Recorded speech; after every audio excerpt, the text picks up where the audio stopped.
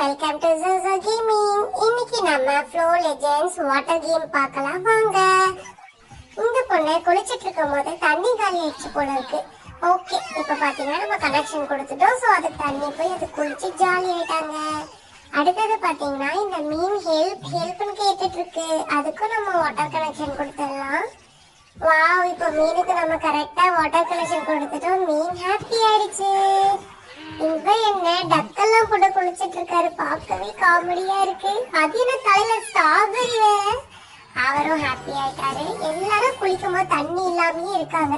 குளிக்கிறதுக்கு முன்னாடி டேங்க்ல தண்ணி இருக்கான்னு செக் பண்ணிட்டு போய் குளிங்க. நம்ம 2 கேம் கிளியர் பண்ணல, நமக்கு ஒரு கிஃப்ட் வந்திருக்கு.